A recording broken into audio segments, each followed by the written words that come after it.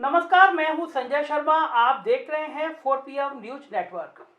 आज मेरे दफ्तर में उत्तर प्रदेश की राजनीति के वो पुरोधा आए हैं जिनको समाजवादी पार्टी और भारतीय जनता पार्टी अपने अपने पक्ष में करने के लिए कई महीनों से लगी हुई थी। बाजी आई अखिलेश यादव के पास में, और अखिलेश यादव के संग जिस दिन ये नेता बैठा उस दिन पूर्वांचल की राजनीति बदल गई। आप बिल्कुल ठीक समझे, मैं बात कर रहा हूँ योगी सरकार में कैबिनेट मिनिस्टर है ओपी राजभर जी की, जिन्होंने योगी सरकार के मंत्रिमंडल से जब बाहर निकले या निकाले गए, उसके बाद जो बागी तेवर अपनाए उसने पूरे बीजेपी में खलबली मचा दी। बहुत लंबे समय तक वो कभी ओवैसी के साथ, कभी शिवपाल यादव के साथ दिखाई दिए। कहा हम अलग मोर्चा बनाएंगे, 6 उप मुख्यमंत्री बनाएंगे, हर बयान ऐसा था जो मीडिया में सुर्खियों बटोरता रहा। लेकिन उन्होंने कहा कि फिर बाद में तय किया कि हम अखिलेश यादव के साथ जाएंगे और अखिलेश यादव को मुख्यमंत्री बनाएंगे। चुनाव की घोषणा जैसी हुई, चुनाव की डेट जैसी क्लियर हुई, बीजेपी के उपाध्यक्ष दयाशंकर सिंह उनके घर पे पहुंच गए और लखनऊ से दिल्ली तक हड़कंप मच गया। क्या ओपी राजभर एक बार फिर पाला बदलने जा रहे हैं? मेरे साथ खड़े हैं। आज मैं राजनीति के विभिन्न पहलुओं से इनसे बात करूंगा, राजनीति को समझने की कोशिश करूंगा। राजभर जी, आपका स्वागत है बहुत बहुत हमारे यहाँ 4PM में।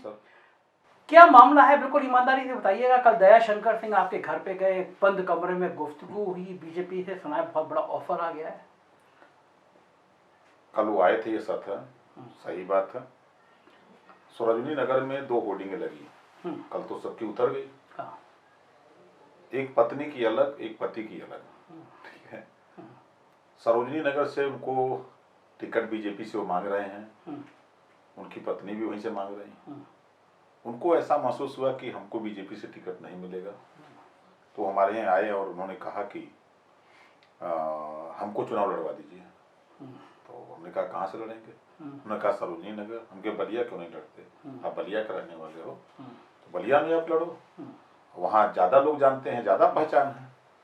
तो कहा नहीं, सरोजनी नगर। तो हम कहे तो फिर हमको अखिलेश जी से बात करनी पड़ेगी।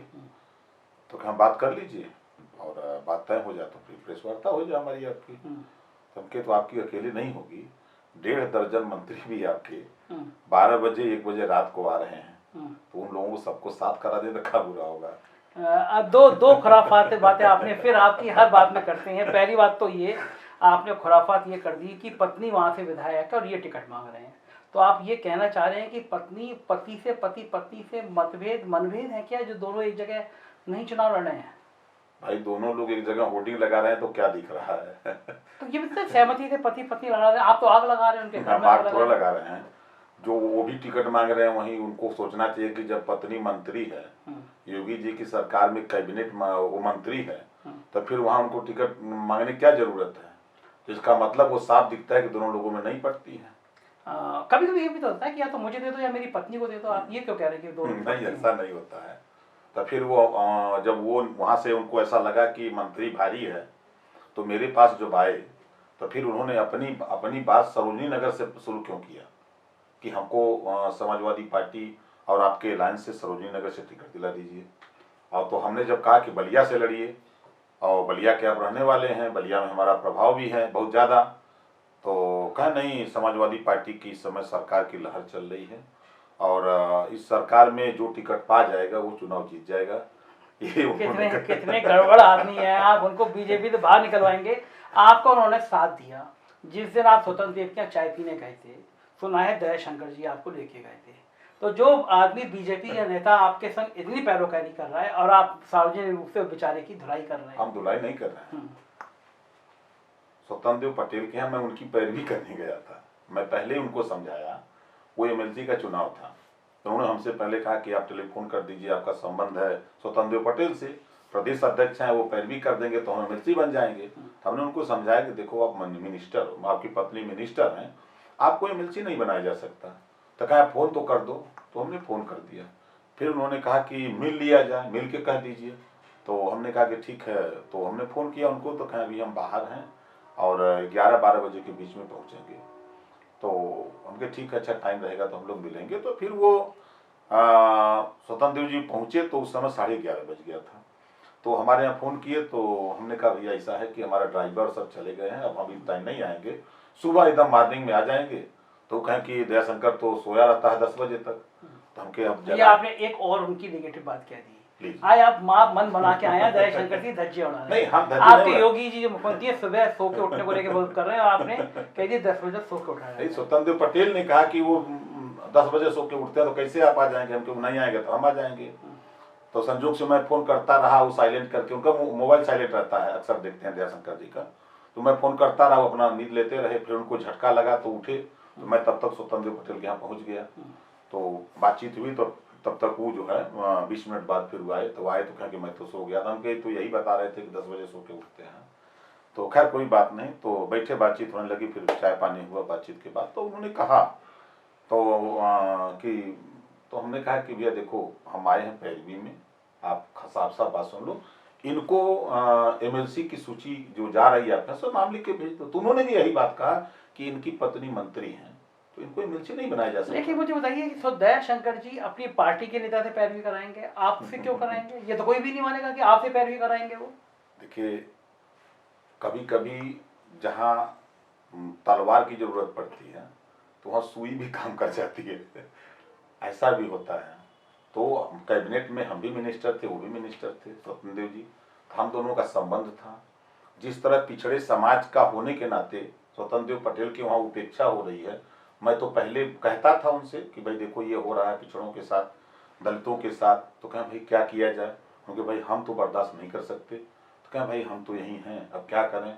तो बातें जो वहाँ होती थी अंदर, मान लीजिए, तो वो इस बात से सहमत थे कि पिछड़ों के साथ अन्याय हो रहा है, लेकिन जाए कहाँ। लेकिन एक बात कल से ये भी कही जा रही है कि ऑफर था बीजेपी का, जब पोल खुल गई कि आपकी उनकी मीटिंग हुई है, तो आप ये सब कहानी बता रहे हैं। नहीं नहीं, मतलब बीजेपी आपकी तरफ डोरे डाल रही है फिर अभी? नहीं नहीं, बीजेपी को देखिए 3 साल पहले मैं सदन में इस बात को कहा कि मैं रिजाइन दे के आया हूँ आज सदन में, और आज कह रहा हूँ कि 3 साल के बाद बीजेपी को सत्ता से बेदखल जब तक कर नहीं लूंगा तब तक हम चैन से नहीं बैठेंगे। उसी दिन से हमने प्रण किया था।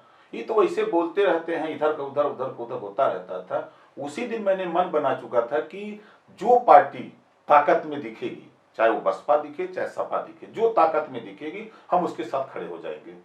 तो हमने, सही बात आपको बता रहा हूँ, मैंने बसपा से प्रयास किया, ऐसा नहीं, मैंने प्रयास किया, लेकिन बसपा की तरफ से हुआ कि हमारी पार्टी अकेले चुनाव लड़ेगी। हमने कहा कोई बात नहीं, फिर हम साइलेंट हो गए, फिर हम अपने काम में, हम बराबर काम में लगे रहते हैं। काम में नहीं, आप जब आप साइलेंट नहीं हुए थे, आप ओवैसी जी की बैंड बजा रहे थे, आप ओवैसी जी का माहौल खराब कर रहे थे। पहले आपने ओवैसी की इतने बढ़िया बढ़िया हवा बना दी ओवैसी की, ओवैसी इतनी लड़ेंगे, आपका गठबंधन में आएंगे, दिल्ली तक चर्चा हुई। आप अपना रेट बढ़ा रहे थे, जहां आपको जाना था वहां एक्चुअल में आप अपना रेट बढ़ा रहे थे, सीटों की बार्गेनिंग कर रहे थे। ओवैसी बेचारे आज आपने ऐसे मौके पे छोड़ा उनको, शिवपाल को भी आप अपनी तरफ ले आए, अब ओवैसी क्या करेंगे? एक दोस्त जिसने आपके संग साझेदारी करी, तभी लोग कहते हैं आपके ऊपर भरोसा बहुत ज्यादा नहीं है लोगों को। देखिए, आपने चर्चा किया शिवपाल जी का, उनके आवास पे मैं भी था, ओवैसी जी भी थे, चंद्रशेखर थे, शिवपाल जी थे, चारों लोगों ने तय किया। उस दिन डेट पड़ी 10 तारीख की, 10 तारीख तक शिवपाल जी अखिलेश जी से मिलेंगे। हम सब लोग अखिलेश जी को मुख्यमंत्री बनाना चाहते हैं, सब लोग, हम लोग गठबंधन वही करें। इसमें ओवैसी भी था? हाँ, ओवैसी थे। मैं दावे के साथ कहता हूँ, बिल्कुल ईमानदारी की बात, मैं फोटो दिखा दूं? नहीं, फोटो में तो थे, लेकिन बात ये हो रही थी एकदम 100% बात कर रहा हूँ, ये बिल्कुल एकदम डंके की चोट पे बोलता है। ओवैसी इस बात पे सहमत थे, बिल्कुल सहमत थे, उन्होंने इस बात को कहा।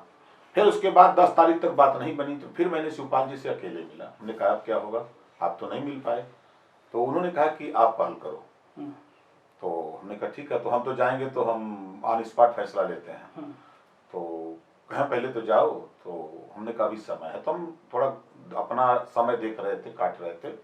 फिर मैं गया और तुरंत जो है फैसला कर दिया कि हमारी उनकी मुलाकात 17 अक्टूबर को होती है। वो पहले से तय था कि आपको प्राइम मिनिस्टर की रैली फेल करनी है, इसलिए आपने जानबूझ के, आप कोई भी काम ऐसा दांव नहीं चलते हैं जिसके दूरगामी परिणाम को पता नहीं। आप इतने सीधे हैं नहीं राजभर जी कि आपको वो कर रहे हैं, तो आपने जानबूझ के वो डेट चुनी थी। जैसे प्राइम मिनिस्टर आए, आप और अखिलेश यादव एक फोटो डाल दो और पूरा प्राइम मिनिस्टर की रैली सुबह हो जाए, चर्चा आप पे आ जाए। मैंने पहले 3 साल पहले कहा था ना कि भारतीय जनता पार्टी को उत्तर प्रदेश से नेस्तनाबूद करूंगा। तो इसे तो समझ जाना चाहिए कि कहीं पे निगाहें, कहीं पे इशारा। मतलब ओवैसी को आप गुमराह कर रहे थे, नहीं, निशाना नहीं, वो वैसे ही गुमराह नहीं कर रहा था। देखिए अब वो वैसे क्या करेंगे? नहीं, वो क्या करेंगे, देखिए हमारा मकसद कहने का तात्पर्य था कि हम 100 सीट लड़ने के बजाय 10 सीट लड़ें। 100 लड़कर के हम एक भी न जीते और 10 लड़के 10 जीत जाएं, ये बेहतर है। आपने जैसे कहा ना कि बार्गेनिंग अपना रेट बढ़ा रहे थे, गठबंधन में क्या क्या होता हमको नहीं पता, बैठा लीजिएगा अखिलेश जी को। हमने सिर्फ बिना शर्त मुद्दों के आधार पे कि जातिवार जनगणना करा दो, अब घरेलू बिजली का बिल माफ करा दो, गरीबों का इलाज फ्री में करा दो 5 साल, जो अन्ना पशु किसान उसे तंग है, सड़क पर आम आदमी उसे तंग है, ट्रामा सेंटर में 70% मरीज अन्ना पशु से लड़के आ रहे हैं, तो इनसे निजात दिलाने के लिए सामाजिक न्याय समिति की रिपोर्ट है। प्रदेश में जो अराजकता का माहौल है, नफरत की राजनीति हो रही है, इससे निजात दिलाने के लिए आप तैयार हो तो हम आपके साथ हैं। वो एग्री हो गए, हम उनके साथ हो गए। सीट की कोई बात नहीं, आज तक कोई बात नहीं है सीट की। मतलब आप वहाँ पे पूरे में ये है कि जितने डॉन जितने माफिया हैं वो सब आपके कंधे पे हैं। आप जेल में मुख्तार अंसारी से मिलते हैं तो मुख्तार अंसारी का पाप अखिलेश यादव के कंधे पे नहीं आया, तो आप वो नीलकंठ हो गए हैं जो अखिलेश यादव के जहर आप पियेंगे, माफियाओं को राजभर पार्टी टिकट देगी। ऐसी डील नहीं हुई थी, ऐसी बात नहीं हुई थी। 2009 में माननीय राजनाथ सिंह ओम प्रकाश राजभर को लेके अहमदाबाद गए थे साबरमती जेल में, जब ब्रिजेश सिंह वहां बंद थे, ठीक है। राजनाथ सिंह ब्रिजेश सिंह के मिलने के लिए इन माफिया डॉन बनारस को राजनाथ सिंह गए थे। आप अरे मैं डंके की चोट पे बोलता है राजभर। अच्छा, वहां मैं बाई ट्रेन गया, वो उधर से आए, बातचीत हुई, जेल में मामला फंसा सिर्फ इतना, वो 2 टिकट के लिए अड़ गए। कौन से? चंदौली और बनारस। तो राजनाथ जी ने कहा कि देखो बनारस में मोदी जी चुनाव लड़ेंगे, तब तक कोई चर्चा नहीं थी, और आप एक सीट, हम इनको 2 सीट दिला देते हैं, एक सीट चंदौली आप लड़ जाओ, एक सीट इन कहीं लड़ जाएंगे और समझौते हो जाए, सरकार बनने जा रही है। तो नहीं माने वो, ब्रिजेश सिंह नहीं माने। और ये बात कहाँ की, किस जगह की है? ये बात गुजरात अहमदाबाद जिले की है, साबरमती जेल की है। जेल के अंदर? जेल के अंदर मैं 4 दिन रहा वहाँ। आप और राजनाथ सिंह जेल के अंदर ब्रिजेश सिंह से मिले? 4 दिन मैं वहाँ रहा। जब बात उनकी नहीं माने तो मुझे कहा कि आप यहीं रुको, इनसे बात कर लो, देखो ये मान जाए तो ठीक है। राजनाथ सिंह भी जेल के अंदर गए थे? महाराज कहाँ नहीं जाते हम नेता लोग, यही तो है ना, जैसे राजभर को लोग कहते हैं। अब हम ब्रिजेश सिंह को क्या जानते, हमको तो हम नहीं जानते थे उस समय। आप उस इलाके के हैं, ब्रिजेश सिंह उत्तर प्रदेश का सबसे बड़ा डॉन है, उत्तर प्रदेश का सबसे बड़ा डॉन है, आप उसको नहीं जानते हो? डॉन होंगे, हमारे यहाँ कोई डॉन नहीं है। हमारे यहाँ जब जो आता है ना तो घुटना टेक देता है, चाहे मुख्तार अंसारी हो, चाहे ब्रिजेश सिंह हो, चाहे धनंजय सिंह हो, चाहे अभय सिंह हो, चाहे जो भी है, तो गिड़गिड़ाता है हमारे यहाँ की टिकटवा दे दीजिए। मतलब आपका कहना मतलब है कि मुख्तार अंसारी आपके सामने गिड़गिड़ाए कि टिकट दे दीजिए? भाई मुख्तार अंसारी गिड़गिड़ाए टिकट हम देने के लिए थोड़ा गए थे, हमारा उनका संबंध गए थे। नहीं, अचानक चुनाव से पहले क्यों गए थे फिर आप जेल में? ऐसा टाइम सरकार ने तय किया कि हम हफ्ते में 2 आदमी से मिलने देंगे। मैं मिनिस्टर था तो 6 बार गया था बाधा जेल मिलने के लिए। मुख्तार से एक बार भी इनकी औकात नहीं थी कि बोल दें। मैं जब वो वहाँ पंजाब रोपण जिला रहता था तो मैं 9 बार वहाँ गया था। तब आप योगी सरकार के मिनिस्टर थे? आप योगी सरकार के मिनिस्टर रहते हुए मुख्तार अंसारी से जेल में मिलने गए थे पंजाब? रिकॉर्ड है, निकलवा लें। तो योगी जी को पता नहीं था कि हमारा एक मिनिस्टर मुख्तार अंसारी से मिलने जा रहा है? बहुत पता था। तो योगी जी आपसे मना नहीं करते थे? कहाँ मना करेंगे। तो योगी जी तो कहते हैं हमने मुख्तार को नेस्तनाबूद कर दिया, और आप कैबिनेट मिनिस्टर, योगी के कैबिनेट मिनिस्टर हो, क्या मुख्तार से मिल रहे थे? आप सोच लीजिए, दुनिया में झूठ बोलने वाला नेता का नाम अगर कोई है तो नरेंद्र मोदी जी, दूसरे नंबर का झूठा और लूटने वाला, धोखा देने वाला तो योगी आदित्यनाथ जी, तीसरे नंबर का जुमलेबाज अगर कोई नेता है तो अमित शाह जी हैं। मैं सिद्ध कर देता हूँ। माफियाओं की बात आती है तो ये लगातार होता है, और योगी आदित्यनाथ पे सीधा आरोप लगता है कि वो ठाकुर माफियाओं को देख नहीं रहे हैं, और जब ठाकुर माफियाओं की बात आती है तो ब्रिजेश सिंह का नाम सबसे ऊपर लिया जाता है, क्योंकि वो मुख्तार अंसारी के पैरेलल गैंग चलाते हैं। आज आपने एक बहुत बड़ा खुलासा किया है कि देश के रक्षा मंत्री राजनाथ सिंह एक दौर में आपके संग जेल के अंदर जाके ब्रिजेश सिंह से डील कर रहे हैं। तो ये हो क्या रहा है? योगी सरकार का कैबिनेट मिनिस्टर, देश का इतना बड़ा नेता, एक माफिया डॉन के संग जेल में मिल रहा है। लोकतंत्र में ये सब चल क्या रहा है? उस समय रक्षा मंत्री नहीं थे। रक्षा मंत्री नहीं थे, 2014 के चुनाव के पहले की घटना। अच्छा, लेकिन बीजेपी के बड़े नेता थे। हाँ, बड़े तो लोकतंत्र में ये हो क्या रहा है? ये उत्तर प्रदेश के सबसे बड़े डॉन के संग आप लोग मिलते हैं, जेल के अंदर जाके मिलते हैं। एमएलसी है ना ब्रिजेश सिंह, किस पार्टी से है? बीजेपी के सपोर्ट से। तब का है अभी आपने देखा जौनपुर में चेयरमैन जिला पंचायत का अध्यक्ष बीजेपी ने बनाया, किसको? धनंजय सिंह की पत्नी को बनाया ना। तो ये इतिहास है। देखिए यहाँ योगी जी का इतिहास जान लीजिए। योगी जी हरिशंकर तिवारी के यहाँ छापा पड़ेगा, विजय मिश्रा के यहाँ छापा पड़ेगा, क्योंकि ब्राह्मण है, खाली ब्राह्मण के होने के नाते, और कुछ थोड़ा बात है। तो योगी जी को ब्राह्मणों से, वो गेरुआ वस्त्र पहना भगवा आदमी, उसको ब्राह्मणों से क्यों ना? नाथ संप्रदाय का गठन क्यों हुआ? आप इसको जरा अंदर चले जाइए, क्यों हुआ आप जान लीजिए। आप नहीं, हमको जो जानकारी है, नाथ संप्रदाय का गठन ब्राह्मणों के खिलाफ हुआ था, और हमेशा योगी जी गोरखपुर में ब्राह्मणों के खिलाफ जाने जाते थे कि ब्राह्मणों से उनकी नहीं पड़ती है, ब्राह्मणों के खिलाफ रहते हैं। ये बहुत चर्चित बात रही है, और उसका इतिहास इन्होंने सत्ता पाने के बाद आप उठा के देखिए।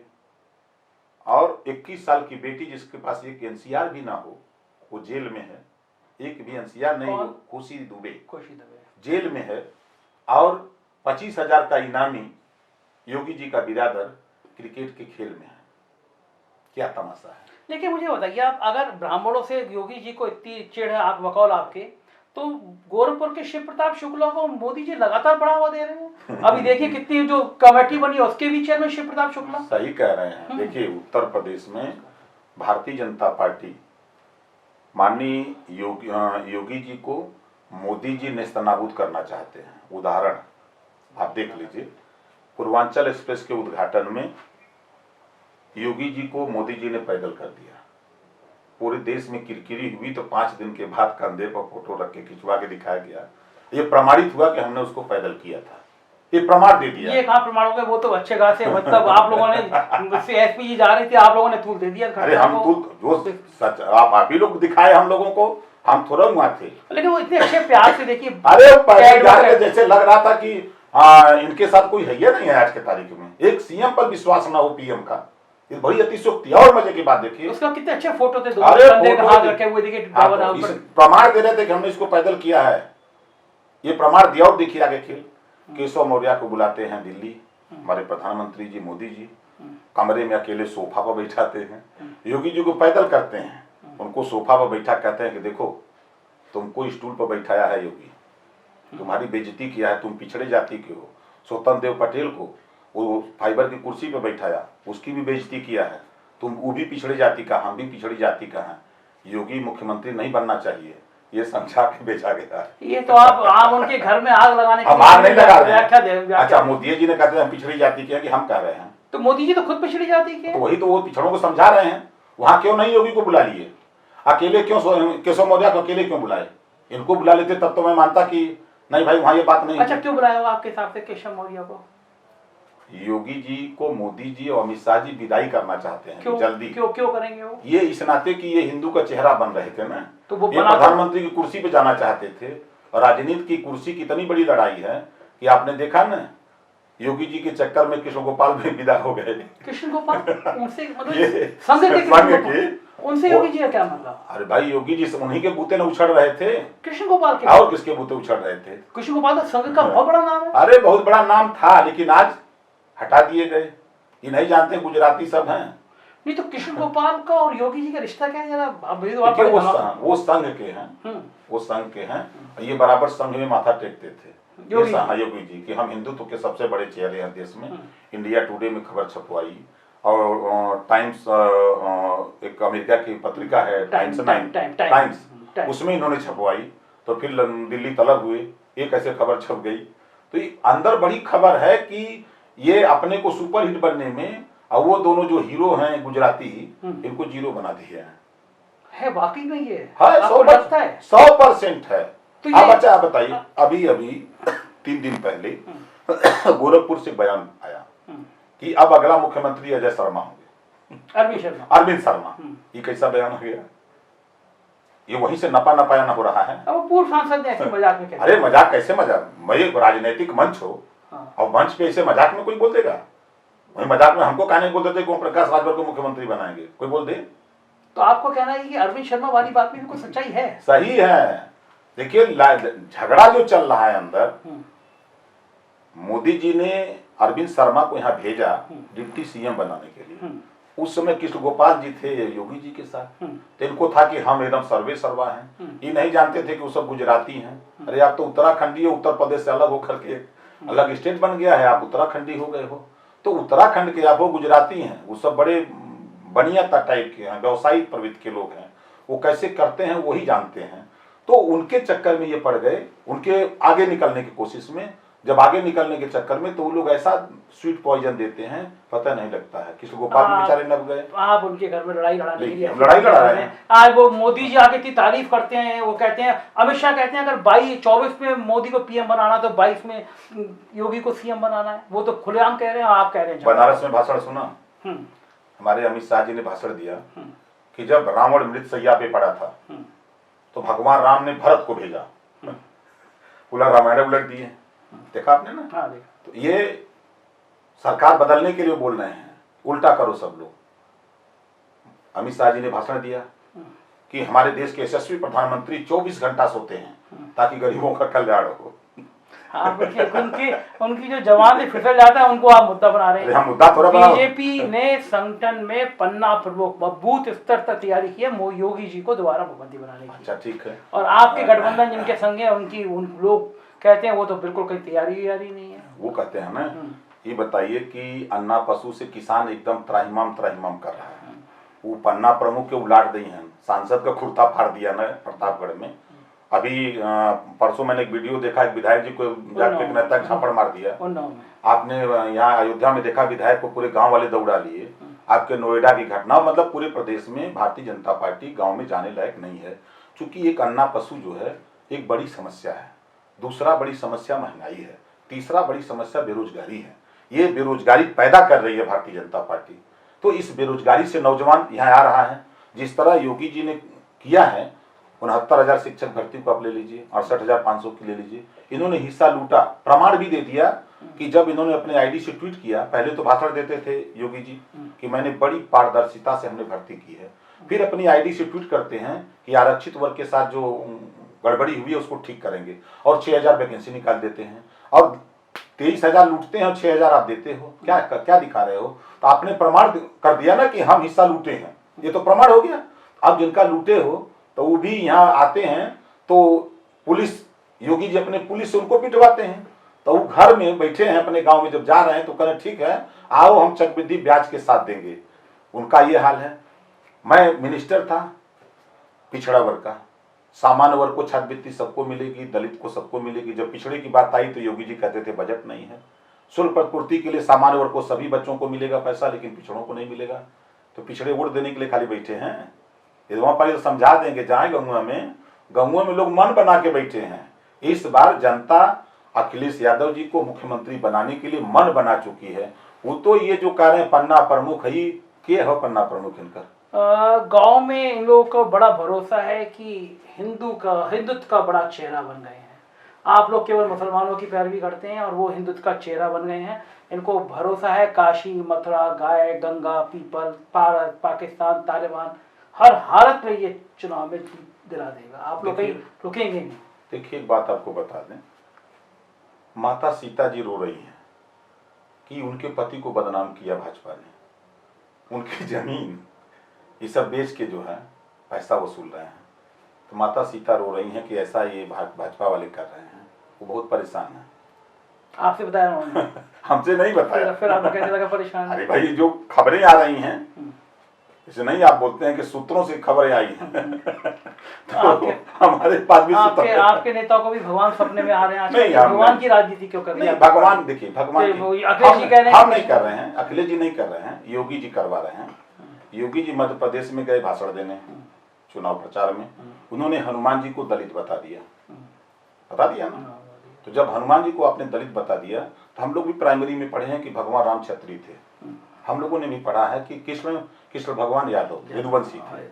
तो फिर तो साफ साफ हो गया ना, राम उनकी तरफ, कृष्ण आपकी तरफ और हनुमान ओम प्रकाश राजभर की तरफ। हनुमान वो जो है, एक बात तो है, लोग कहते हैं योगी जी ईमानदार है। आप तो कैबिनेट मिनिस्टर है, कैबिनेट मिनिस्टर।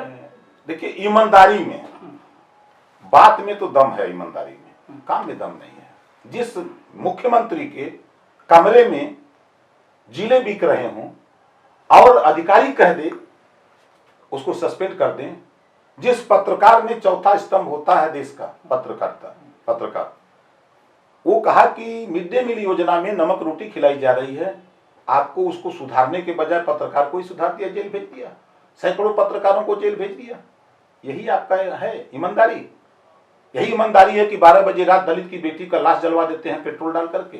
यही ईमानदारी है? किस बात की ईमानदारी? बलिया में पाल की हत्या होती है, जीप में पुलिस बैठा के ले जाती है, मारने वाला ठाकुर था और 500 मीटर जाकर के फिर पुलिस उसको छोड़ देती कि तुम भाग जाओ। यही ईमानदारी है? यही सब दिखा रहे हैं? क्रिकेट खेल रहा है 25,000 का इनामी, यही ईमानदारी है? तो जिले, नोएडा का एसपी बोला ना कि 60 लाख 50 लाख 80 लाख के जिले बिक रहे हैं, तो थाना बिकेगा?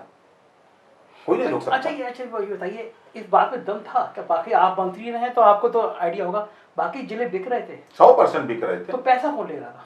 पैसा इनके बैठे हुए नेता जो लेते हैं। आप भाई जैसे आप मान लीजिए हम आपके दफ्तर में हैं, काम कर रहे हैं, आप बहुत ईमानदार हैं, हम आपके दफ्तर में हम ले रहे हैं 50 लाख कि भाई इनको वहां पोस्ट करना है, तो साइन तो मुख्यमंत्री के होते हैं। अगर जिले में पोस्टिंग दस्तखत तो उनके होते हैं। भाई अगर 50 लाख 80 लाख ले रहे थे तो वो रुपया मुख्यमंत्री के संज्ञान में नहीं था कि पैसा लिया जा रहा है? दुइया लोगों पर विश्वास करते हैं। आप ब्यूरो कोर्ट में देखेंगे तो ये नवनीत सहगल और अवस्थी जी, यही 2 लोग हैं ना। एसपी गोयल भी हैं। हम दुइया को मान लेते हैं, 3 मान के चलते हैं। तो ये तीनों लोगों का जरा परिदृश्य खींच दीजिएगा, मालूम हो जाएगा कि लोग कितने ईमानदार लोग हैं। क्या आप बता दीजिए थोड़ा? अरे हम तो बता ही रहे हैं। बताइए ना, आप जो सवाल बता रहे हैं। मैं गया, नवनीत सहगल तो इतने मेहनती आदमी, वो मायावती के संग थे, देखिए कितनी मेहनत करते थे। अखिलेश यादव के संग रहे हैं तो उन्होंने एक्सप्रेस बना दिया। अब योगी जी के साथ इतनी मेहनत कर रहे हैं, तो नवनीत सहगल तो ब्रांडिंग पूरे देश में, नवनीत सहगल बहुत ब्रांडिंग है। यही तो कर रहे हैं ना कि कलकत्ता का जो है फ्लाईओवर और अमेरिका की फैक्ट्री, यही ब्रांडिंग करा रहे हैं। क्यों हो गया होगा ऐसा? क्यों दिखा दिया? ये लोग कुछ किए ही नहीं है तो क्या करेंगे, क्या दिखाएंगे? आप बताइए, लखनऊ में हम लोग खड़े हैं, एक लखनऊ में कुत्ता भी मार करके अगर दूहा बनाए हों, लखनऊ में बहुत डिंग हाँकते हैं ना, लखनऊ में कुत्ता मार करके भी उसका अगर मजार बना दिए होते तब हम मानते कि कुत्ता मारे हैं। एक भी इनकी कहीं काम दिखा दीजिए लखनऊ में। बहुत डिडोरा पीटते हैं काम का ना।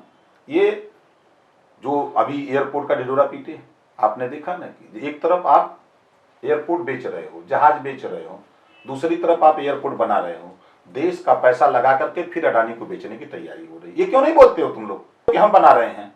एक तरफ संपत्ति बेच रहे हो, दूसरी तरफ बना रहे हो, किसके लिए बना रहे हो?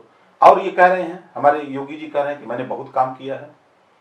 हमारे साथ इनको ले लीजिए, आप भी अपना कैमरामैन ले लीजिए, एक दिन चलिए, खाली 100 शौचालय की हम जांच करा दें, 100 शौचालय की, तो उसमें 90 शौचालय, 10 तो वो मिलेंगे जो अपना पैसा लगा करके लोगों ने बना लिया, वो तो इस्तेमाल कर रहे हैं। 90 शौचालय मिलेगा कि या तो छत नहीं है, या तो दरवाजा नहीं है, या तो सीट नहीं है, या तो उसमें गांव वाले ऊपर ही रखते हैं, या तो उसमें बकरी बैठती है, या तो कुत्ता बैठते हैं, उपयोग में नहीं है। यही तो काम इनका है। और आवाज चिल्लाते हैं, बांटे हैं, उसको दिए हैं जो 40,000 50,000 रुपया दिया, रिश्वत घूस दिया, उसको दिए हैं। जो वास्तव में गरीब कमजोर है उसको काय दिए हैं? ये झूठा चिल्ला रहे हैं। वो तो आज भी नेताओं के फ्लैश का छत बना करके आज भी गरीब रह रहा है। चलिए हमारे साथ, हम दिखा दें आपको। राजभर जी, ये सारी बातें तो अब तो चुनाव सिर पे आ गया, आप लोग कहेंगे मंच पे, लेकिन जिस तरह से डिजिटल हो गया चुनाव, अब रैलियां होंगी नहीं कोरोना की वजह से, आप बहुत पीछे रह जाएंगे। अपनी बात कैसे पहुंचाएंगे वहाँ लोग? हमारी बात पहुंच चुकी है। हम लोग गाँव में चौपाल के माध्यम से ग्रास रूट पर हम लोग संगठन बूथ स्तर पे तैयार कर लिए। हम लोग एकदम चुनावी मूड में थे। हम लोग जानते थे कि जनवरी के फर्स्ट या सेकेंड वीक में चुनाव की सूचना जारी होगी। हम लोग अपनी पूरी तैयारी कर लिए थे। हम लोग भी इंतजार कर रहे थे और हमारा वोटर भी इंतजार कर रहा था कि तारीख का ऐलान चुनाव आयोग करे और हम लोग भारतीय जनता पार्टी की विदाई बूथ पे जाके करें। एकदम मन बना चुकी है जनता उत्तर प्रदेश की बदलाव में। अच्छा, आप बिल्कुल ईमानदारी से बताइए, जिस समय आपने मंत्रिमंडल की शपथ ली थी योगी सरकार में, आपको क्या लगा योगी और केशव मौर्य में बेहतर मुख्यमंत्री कौन होता? केशव बेहतर होता। केशव बेहतर क्यों? बेहतर इस नाते होता कि मिलने जुलने का, बातचीत करने का, लोगों को संतुष्ट रखने का, लोगों को काम देने दिलाने का एक तौर तरीका होता है। एक विधायक जाए और वो बैठा रहे और आप उससे न मिलें, ये कितनी बड़ी है। आप जाओगे, बस्ती जाओगे, बनारस जाओगे, किसी जिले में जाओगे तो अधिकारियों से आप कहोगे कि किसी भी जनप्रतिनिधि की बात न सुनी जाए, अधिकारी कान खोल के सुन लो, किसी जनप्रतिनिधि की बात नहीं सुननी है। अब वहाँ विधायक सांसद क्या करेगा? थाना बस्ती में हमारे सांसद जी पंडित जी थे, नाम हमको याद नहीं आ रहा है, विधायक जी थाने में धरना दे रहे हैं, सरकार उनकी हो थाने में धरना दे रहे हो, भदोही के विधायक धरना दे रहे हो, मतलब ऐसे 2 दर्जन लोगों को मैंने देखा कि थाने में लोग धरना दे अच्छा, रहे हैं। आप मंत्री थे तो आपसे योगी जी के व्यवहार कैसा था? अच्छी बात, आपको चाय पकौड़ी खिलाते थे वो? मैंने कभी उनकी चाय तक नहीं पी। क्यों? मैं जानता था ना कि हम नमक हरामी नहीं करते, हम जानते थे कि हमारी इनकी नहीं पटने वाली है। आपने ओवैसी के संग भी चाय नाश्ता नहीं, चाय तो पी ओवैसी के साथ। नमक उनके संग नहीं चाय पी तो नमक उनसे खाया? नहीं, उनसे तो मैंने कहा, देखिए अब फिर हम लोग आगे मुद्दे पर हम भूल गए थे। मैंने कहा कि देखो 100 सीट लड़ने से बढ़िया है कि हम लोग 10 सीट लड़ें और 10 जीत लें। यही बात मैंने शिवपाल से कहा, यही बात चंद्रशेखर जी से कहा, उसी बात पे मैं गया। जब शिवपाल जी को जिम्मेदारी ओवैसी जी ने, चंद्रशेखर जी ने दिया कि इन्हीं को भेजा जाए, राजभर जी आपके क्या राय है? हमके बिल्कुल इनको लगाइए, इनके भतीजे हैं, बात हो जाए हम सब लोगों को और उनके साथ चला जाए। तो 10 तारीख तक बात नहीं बनी। तो फिर मैं मिला जब शिवपाल जी, तो शिवपाल जी ने कहा कि आप अकेले जाकर के पहले आप मिलो। हम कहे देखिए हम जाएंगे तो ऑन स्पॉट फैसला लेते हैं, हम तुरंत फैसला ले लेंगे। तो हम गए और फैसला ले लिए तुरंत। उसके बाद फिर मैं शिवपाल जी से, मैं अखिलेश जी से कहा कि चाचा जी का क्या हाल है? कहा ठीक हो जाएगा, कोई दिक्कत नहीं है, हम लोग मिलेंगे। तो मैं बराबर जब भी मिलता था तो मैं चर्चा करता रहता था कि इनका क्या हुआ, इनका क्या हुआ, ये मोर्चे में ये लोग हैं, तो बातचीत सबसे होती रहती थी। तो हमारा प्रयास था, लेकिन अब दोस्ती, अब डिमांड अगर 100 सीट ओवैसी को दे दें, 50 सीट ओम प्रकाश को दे दें, 50 सीट शिवपाल को दे दें, तो अखिलेश जी क्या करेंगे, उनके लोग क्या करेंगे? तो हमारा मकसद वहां था कि हम सब लोग मोर्चे के लोग 100 सीट पे चल के लड़ लें, 300 उनको दे दें, उनकी मर्जी होगी तो हम लोगों को कैबिनेट में रखेंगे, सरकार में अपने कैबिनेट में रखेंगे, अगर पूर्ण बहुमत में आते तो रखें, न रखें उनका विषय है, लेकिन हम लोग मिल करके जो भारतीय जनता पार्टी है इसकी पहली विदाई किया जाए, इसको यहाँ से प्रदेश से हटाया जाए। क्योंकि जिस तरह ये शेड्यूल कास्ट और बैकवर्ड का आरक्षण खत्म कर रही है, जिस तरह प्राइवेट में सब जगह भेज रहे हैं, और जिस तरह के थाने में पिछड़े दलित को गाली दिया जा रहा, मारा जा रहा, इसे निजात दिलाई जाए। कांग्रेस की भी सरकारें थी, कोई भी जाता था तो दरोगा इज्जत करता था। आज इस सरकार में दरोगा बैठा है कुर्सी पर, विधायक जा रहा है तो कहा कि मैं विधायक ओम प्रकाश राजभर, तो दरोगा कह रहा हाँ बताओ क्या बात है। ये योगी जी के दरोगा विधायकों से कह रहे हैं, कहना क्या है, सैया भाई कोतवाल तो अब डर काहे का। आपने तो अपना गठबंधन तय कर लिया, सीटों की भी डील कर ली, ओवैसी क्या करेंगे अब? हम तो अभी भी कहेंगे जो लोग बीजेपी को हराना चाहते हैं वो सब लोग कमोबेश अखिलेश के साथ होना चाहिए। कोई जरूरी नहीं है कि हम 50 सीट लड़ें, हमारा अपना मानना है। हम 4 ही सीट जीत के आए, 25 सीट कहे थे ओम माथुर, अमित शाह के यहाँ गए तो 22 हुआ, 22 पे डन हो गया। फिर जब चुनाव आ गया तो आते आते 8 सीट मिली। मैं बहुत नाराज हुआ, बहुत कुछ कह के फिर भी मैंने कहा कि छोड़ो 8 सीट पे लड़ेंगे और बाजा बजाएंगे।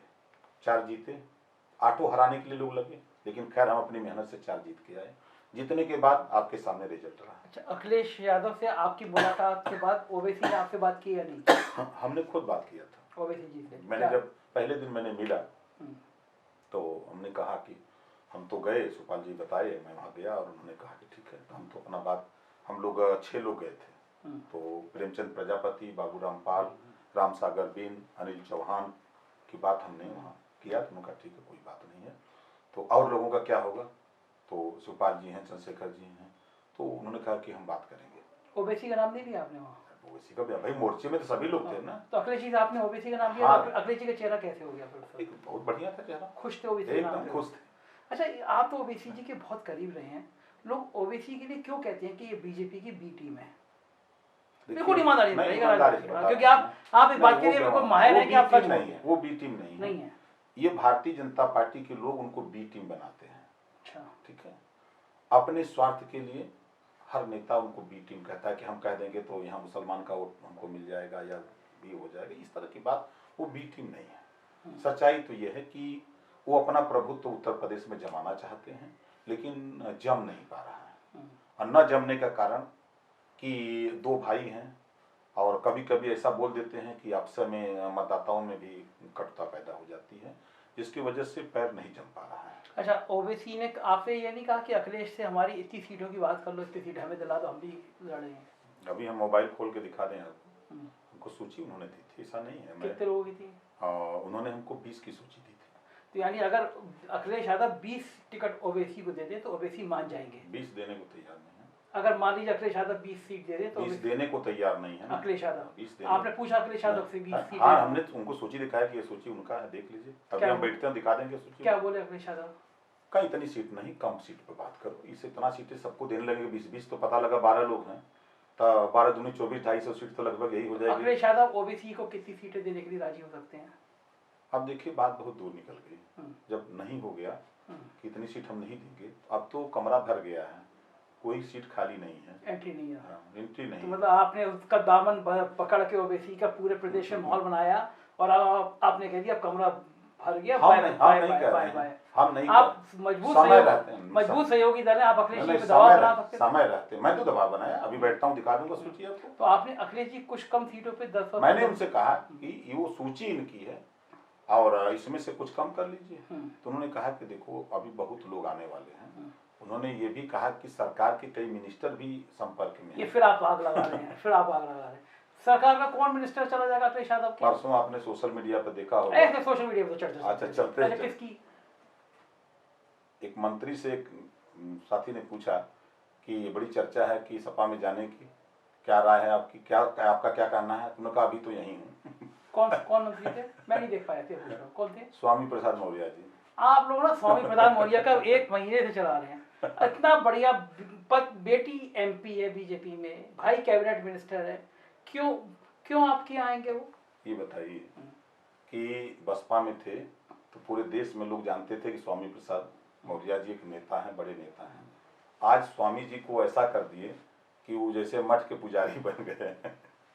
कोई नाम लेने वाला नहीं रह गया है, तो अंदर सुलग रहा है। अच्छा आएंगे? वो तो कह रहे हैं कि यहाँ हिस्सेदारी नहीं मिल रही है, हम हिस्सेदारी जहाँ मिलेगी वहाँ रहेंगे। नहीं, बिल्कुल ईमानदारी से आंकड़ा बताइए। स्वामी प्रसाद मौर्य सपा ज्वाइन करेंगे?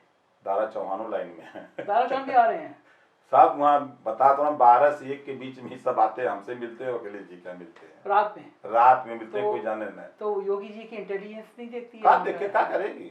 अब तो आचार संहिता लग गई, अब तो कोई समस्या नहीं। अब तो कोई समस्या। अच्छा, कौन से संभावित मंत्री ऐसे हैं जो बीजेपी का दामन छोड़ सकते हैं, खासतौर से पिछड़ी जाति के? 1.5 दर्जन। कौन नाम बताइए? आपने 2 नाम बता दिए। नहीं, आप ज्यादा नाम नहीं बताएंगे, नहीं तो उन लोगों को ये दो तो दिल्ली चला ये 2 तो सोशल मीडिया चल रहे हैं। इसके अलावा नाम बताइए कि ये 2 तो वो हैं जिनके नाम 1 महीने से चल रहे हैं। इसके अलावा कोई बड़ा नाम बताइए। इनके साथ रहने वाले भी हैं जो सहारनपुर के मंत्री हैं।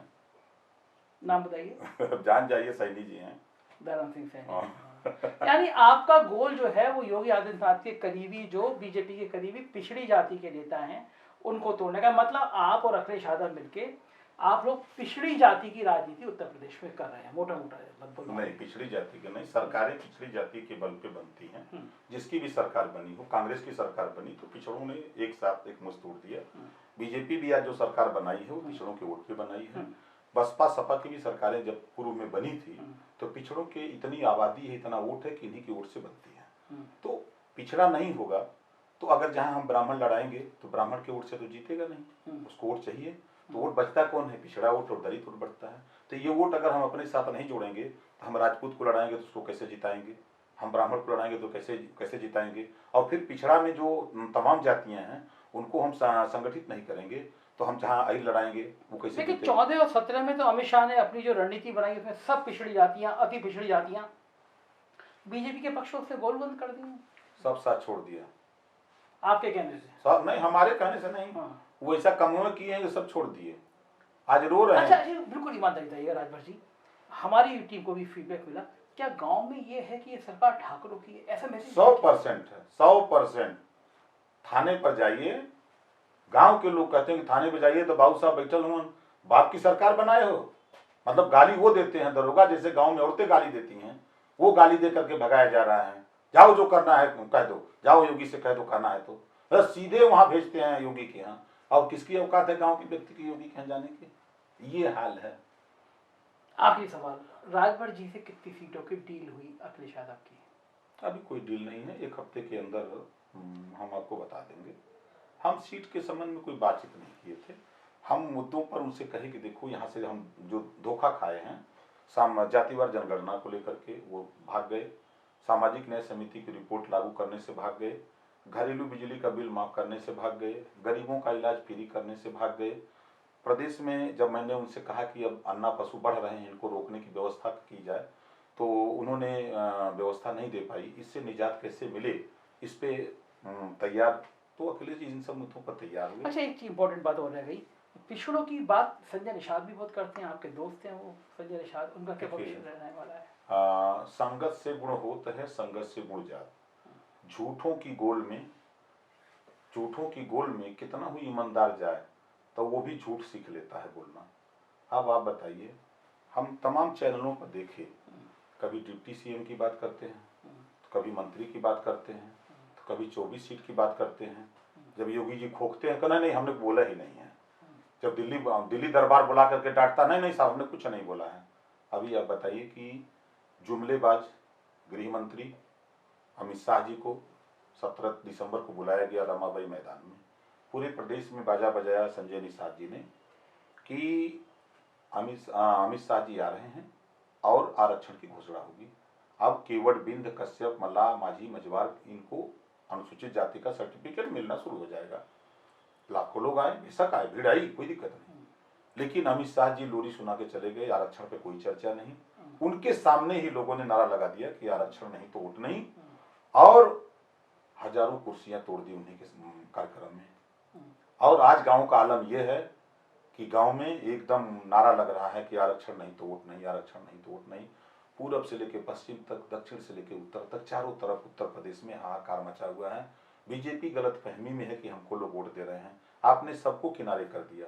संजय निषाद को लेकर के आप देख लीजिएगा, चुनाव 10 तारीख को काउंटिंग होगी ना, काउंटिंग में आप देखिएगा कि भारतीय जनता पार्टी जवाब नहीं दे पाएगी। जब आप पूछेंगे संजय निषाद रहेंगे उधर ही है, वो भी आपकी तरफ आ सकते हैं। वो जिस दिन टिकट बंटवारा होगा, गमछा लेकर के वो रोने लगेंगे और गमछा भीग जाएगा और लौट के घर चले आएंगे। देख लीजिए, लौट के घर मतलब अपने घर चले आएंगे। अब हम कहाँ किस तरफ मुंह दिखावें? आपके गठबंधन में शामिल हो सकते हैं वो? नहीं, हमारे यहाँ नहीं संभव। आपकी आप रोक देंगे उनकी एंट्री? नहीं, हम नहीं रोकेंगे, क्योंकि उन्होंने अविश्वसनीयता अखिलेश जी के साथ कर चुके हैं। अविश्वसनीयता वो तो आप भी कर चुके हैं, आपके पिछले वीडियो वायरल हुआ, आप अखिलेश जी को इतना बुरा बुरा बोल रहे थे। अरे लगातार वायरल हो रहा है। भारतीय जनता पार्टी ऐसी पार्टी है कि आपका मूड़ी हमारे में, हमारी मूड़ी आप में लगा के वो वायरल करते रहते हैं, तो उस पर हम लोग नहीं जाते हैं। हम अपने काम पर विश्वास करते हैं, जो मैं कहता हूँ उसको खुल के कहता हूँ, नहीं कहता हूँ तो नहीं कहता। अखिलेश जी से क्या कहा आपने, डिप्टी सीएम? नहीं, हम डिप्टी सीएम के नहीं, हमने कहा कि हमारा मोर्चा है, हमारे मोर्चे के लोग मिलकर के आपको सीएम बनाएंगे और मोर्चे में सबको अपने मंत्रिमंडल में शामिल कर लेना, बस इतनी सी बात। मन में कोई ख्वाब तो होगा ऐसे? नहीं ख्वाब, देखिए राजनेता और राजभर का। अच्छा देखिए, आप सही सवाल आप कर रहे हैं। देखिए, सबकी अलग अलग ख्वाहिश होती है नेताओं की। अगर मुझे मंत्री की लालच होती तो मैं इस्तीफा नहीं देता। बड़ा खराब विभाग दे रखा था आपको, इसलिए नहीं, आपको हेल्थ मिलता, पीडब्ल्यूडी में मिलता, अच्छा, पिछड़ा वर्ग कल्याण। गांव सभा का सदस्य अगर कह दीजिए कि इस्तीफा दे दे तो देगा? गांव सभा का सदस्य जबकि 5 साल में 5 रुपया भी नहीं पा सकता, उससे जीत गया तो उसे कह दीजिए कि तुम इस्तीफा दे दो तो नहीं देगा। खराब विभाग था, लेकिन बहुत अच्छा विभाग था, जहां दिव्यांगों के बीच में काम करने का मौका था। मैं तो कहता हूँ 5 साल अगर वो विभाग मुझे मिल जाए तो अगली सरकार चाहे जिसकी बने, कोई मिनिस्टर होगा तो डंके की चोट पे कहेगा कि दिव्यांग विभाग हमको दे दो, उस मुकाम पे हम पहुंचा देते उसको। लेकिन इन्होंने बजट नहीं दिया, पिछड़ा और कल्याण विभाग दिया। मैंने जब काम शुरू किया तो जो 5 साल में काम नहीं हुआ था उसको हम 1 साल में काम करके दिखा दिए। मतलब सारे सिस्टम को हमने सही तरीके से लाइन पे ला दिया। लेकिन दुर्भाग्य है कि हमारे हटते ही सब अधिकारी कर्मचारी सब रो रहे हैं कि आपने रास्ता बनाया काम करने का, लेकिन सब काम बंद। अच्छा, भाजपा जो सांप्रदायिक आधार पे ले जाना चाह रही है, क्या कामयाब हो पाएगी? नहीं कामयाब होगी। नहीं होगी। देखिए, प्रदेश की पहले कृषि प्रधान देश था, अब जाति प्रधान देश है। अब आज की तारीख में यादव उधर जाएगा नहीं, मुसलमान जाएगा नहीं, चमार जाएगा नहीं, भर जाएगा अच्छा, नहीं। मायावती का क्या सीन रहेगा? मायावती प्रदेश की जनता नोटिस में नहीं ले रही है बसपा को, और कांग्रेस बेशक प्रियंका जी मेहनत कर रही हैं, लेकिन धरातल पे नेटवर्क नहीं है, संगठन धरातल पे नहीं है। बचा कौन? कांग्रेस और बसपा का जनता नोटिस में नहीं ले रही है। कितनी सीटें मिलेंगी आपके हिसाब से, क्योंकि आप भी बड़ा पॉलिटिकल एनालिसिस आपका ठीक है? हम टिकट बढ़ जाए तब बताएं, पहले नहीं बता सकते। टिकट बढ़ जाए तो हम बता देंगे कैसी सीट इनको, कैसी सीट इनको, कैसी सीट इनको। गारंटी के साथ हम बता सकते हैं कि अखिलेश यादव जी पूर्ण बहुमत की सरकार बनाने जा रहे हैं। तो ये थे ओपी राजभर जी। आपने देखा, बहुत साफ गोई से बात करने वाला नेता और पिछड़ी जातियों की मुहिम चलाकर और डंके की चोट पे कहने वाला। लेकिन अभी ये डाउट इसलिए है क्योंकि बीजेपी लगातार कोशिश कर रही है। बीजेपी का दांव ये है, राजनेता कोई मुखर होकर बोलते भी नहीं है। तो ओपी राजभर जी पे लेंस लगा के अखिलेश यादव को भी रखना पड़ेगा। बीजेपी कहीं डोरे डाल के इस नेता को पटाना रहे, हालांकि ऐलान कर रहे हैं देर होगी, अखिलेश यादव को मुख्यमंत्री बनाना है। मुझे लगता है आपको ये इंटरव्यू पसंद आया होगा। अपनी राय बताइएगा। देखते रहिए 4PM न्यूज नेटवर्क। यही वो चैनल है जो खरी खरी और सच बात बताता है। हम गोदी मीडिया ना थे, ना हैं और ना रहेंगे। Thank you.